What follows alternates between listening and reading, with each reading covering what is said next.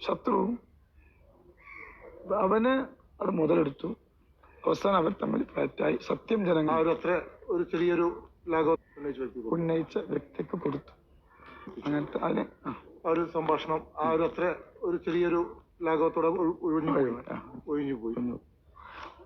ആ ഒരു ദേഷ്യം കൊണ്ടാണ് ഇപ്പൊ നമുക്ക് 2-3 ശത്രുക്കളുള്ളൂ. അതൊരുപാടുണ്ടായിരുന്നു.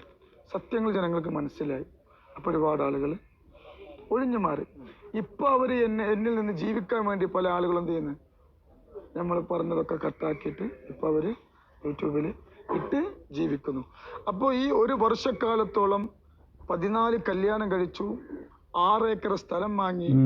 അതുപോലെ തന്നെ ഏതോ ഒരു വ്യക്തിനെ എന്റെ അളിയനാന്ന് പറഞ്ഞ് ഏതോ ഒരു വ്യക്തിനെ, അവനൊരു മാലമോഷ്ടാവാണ്. അന്വേഷണം ഇവന്റെ പോരായ്മകൾ ചൂണ്ടിക്കാണിക്കുന്നവരെ ഇവ ഇത്തരത്തിലാ പറയുന്നത്. മാലമോഷ്ടാവാണ്. അപ്പോ എന്താ പറയാ, ഒരുപാട് കാര്യങ്ങള് 1 വർഷത്തോളം ഈ ശത്രുക്കൾ എന്റെ ബാക്കിൽ വേട്ടയാടി. ഒന്നിനും ഒരു തെളിവ് ഇപ്പോഴും ഞാൻ അവരെ വെല്ലുവിളിയല്ല, ഒരുപാട് ആരോപണങ്ങളുണ്ട്. അതിൽ ഒന്ന് എന്ത് ചെയ്യട്ടെ അവര്. ഓപ്പൺ ലൈവിന് തയ്യാറാണോ നീ? അത്ര ചോദ്യങ്ങളായിരുന്നില്ല ചോദിച്ചത്.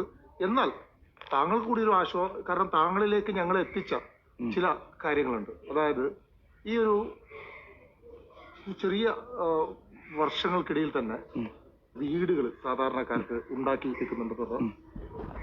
ഈ 18 വീടുകൾ കെട്ട ഒരു സാധാരണക്കാരനായ അല്ലെങ്കിൽ തങ്ങൾ എന്ന മനുഷ്യൻ എവിടുന്നാണ് ഈ സാമ്പത്തികം വരുന്നത്? ഇത്രമാത്രം പൈസ എവിടുന്നാണ്? ഇതൊരു ചോദ്യമാണ്.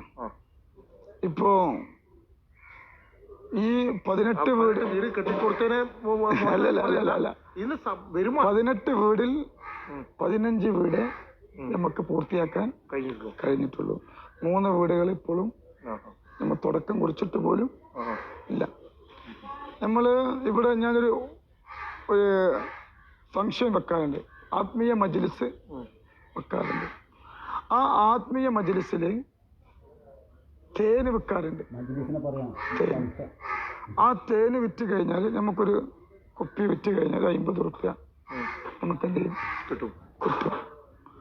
അതിൽ എങ്ങനെയാണെങ്കിലും നല്ലൊരു കുറച്ച് മോശമില്ലാത്ത രീതിയിൽ തേന് വിൽക്കപ്പെടും.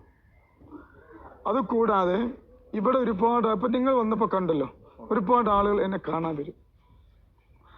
ആ കാണാൻ വരുന്നതിൽ ഒരു വിഹിതം മാറ്റിവെക്കും.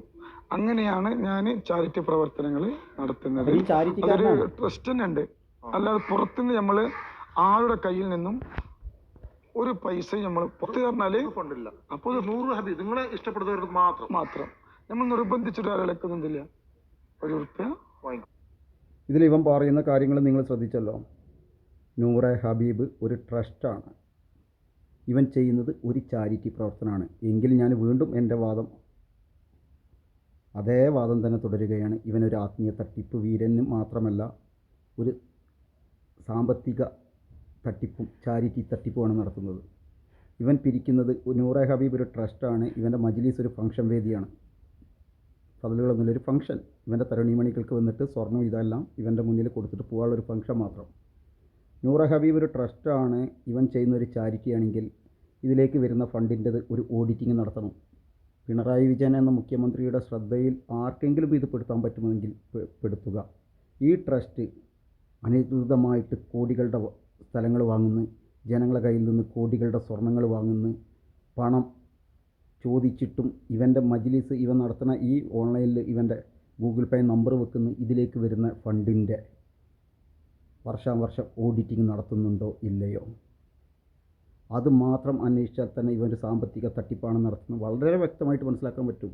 ഇതിനധികം തലച്ചോറൊന്നും വേണ്ട.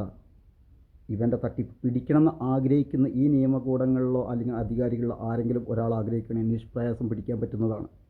വീട് നിങ്ങൾ കണ്ടു, 1800 സ്ക്വയർ ഫീറ്റ് ആണ് ഈ വീട്.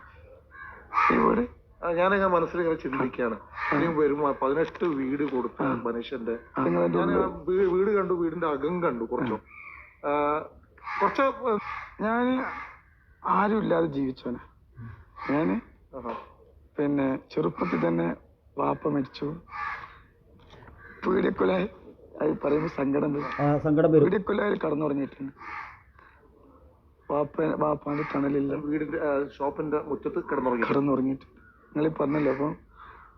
അപ്പോ ഒരുപാട് വേദന. ഒരു പെരുന്നാൾക്ക് എത്തിങ്ങല് പഠിച്ചിരുന്നു, മണ്ണാർക്കാട് ദാറുന്ന ജാത്ത് എത്തീഖാനയില്. ഒരു പെരുന്നാൾക്ക് വന്നു കഴിഞ്ഞാൽ പോകാനൊരു വീടില്ല. വീടില്ല. അന്നൊക്കെ നല്ല ഭക്ഷണങ്ങളൊക്കെ നമുക്ക് എത്തീഖാനിൽ കിട്ടിയിരുന്നു. അച്ഛനും അമ്മനെ വേറെ കല്യാണം കഴിച്ചു, അമ്മ പോയി കുറച്ച്. പിന്നെ അന്നത്തെ ജീവിതമൊക്കെ നിങ്ങൾക്ക് അറിയാലോ, ഒരു 10-30 കൊല്ലത്തെ കഥയാണ്. ഒരുപാട് വേദനകൾ അനുഭവിച്ചിട്ടുണ്ട്. ഒരു ഷർട്ട് ഇടാൻ മറ്റുള്ളവർ നല്ല ഷർട്ട് ഇടുമ്പോൾ നല്ല ഷർട്ട് ഇടാൻ നമ്മൾ ആഗ്രഹിച്ചിട്ടുണ്ട്. ആ വിഷമം അന്നൊന്നുമില്ലാത്ത മക്കളെ ഞാൻ ഏറ്റെടുത്തത്. ഈ ഒരു അടുത്തത് ഇവൻ പറഞ്ഞ കള്ളം നിങ്ങൾ കേട്ടു. വിശപ്പ്, ബസ് സ്റ്റോപ്പിലാണ്, പീഡികത്തണ്ണീരിലാണ് കിടന്നുറങ്ങിയത്, ഭക്ഷണത്തിന് മാർഗമില്ലാതെ. എങ്ങനെയാണത്? 45 വർഷം പള്ളി സെക്രട്ടറി ആയിരുന്ന ഒരു പിതാവിൻ്റെ മകന്, അതായത് ഒരു അറിയപ്പെടുന്ന ഒരു തങ്ങള മകനെന്ന് ഇവൻ പറയുന്നത്. പിതാവിൻ്റെ മരണശേഷം 13-ാം വയസ്സിൽ ദാറുൽ നജാദ് യത്തീംഖാന ചേർന്നെന്ന് പറയുന്നവന് ഇവൻ്റെ യത്തീംഖാനായിരുന്നു ബസ് സ്റ്റോപ്പ്. അതേ ഇവൻ തന്നെ വേറൊരു വീഡിയോയിൽ പറഞ്ഞു 10-ാം വയസ്സിൽ പിതാവ് മരിച്ചു എന്ന്. അതേ ആമി തന്നെ പറയുന്നു പിതാവ് മരിക്കുന്നതിന് മുൻപ് തന്നെ പട്ടിണി മൂലം എഴുത്ത് വാങ്ങി സലാമാശ കയ്യിൽ നിന്ന് ദാറുൽ നജാദ് യത്തീംഖാന ചേർന്നു. അത് പറയുമ്പോൾ എനിക്ക് കരച്ചിൽ വരുന്ന പറയും. എനിക്ക് അല്ലെങ്കിൽ കള്ളം പറയുമ്പോൾ നല്ല കരച്ചിൽ വരും. അതേ ആമിതാണ്. ഇതിപ്പം നിങ്ങൾ ഈ കേൾക്കുന്ന വീഡിയോ 2 എപ്പിസോഡായിട്ടാണ് അവർ സംപ്രേഷണം ചെയ്ത്. Marunadan Malayali 2022 December 18-നും December 20-നും. Okay, ഇതേ ഇവൻ പറഞ്ഞ കള്ളങ്ങൾ നിങ്ങളെ വേറെയൊന്നും ഞാൻ ഇന്നലെയും കേൾപ്പിച്ചാണ്. 2022 തന്നെ അതും പീപ്പിൾ വോയിസ് കേരള ആൽബവുമായുള്ള കൊടുങ്ങല്ലൂരിലെ ഒരു വീട് കൊടുക്കുന്ന ചടങ്ങിൽ ഇവൻ പറയുന്നൊരു കാര്യമുണ്ട്. നൂറെ ഹബീബ് ഒരു ട്രസ്റ്റാണ്. ആ ട്രസ്റ്റിൻ്റെ കീഴിൽ കൂടിയാണ് ഇത് ചെയ്യുന്നത്. പുറത്തുനിന്ന് ആരുടെ പിരിവുമില്ല. ഇവനെയും ഇവൻ്റെ ഉപ്പയെയും കാണാൻ വരുന്നവർ, വീട്ടിൽ വരുന്നവർ കൊടുക്കുന്ന പണം വെച്ചിട്ടാണ് ഇവൻ ഈ ചാരിറ്റി ചെയ്യുന്നതെന്ന്.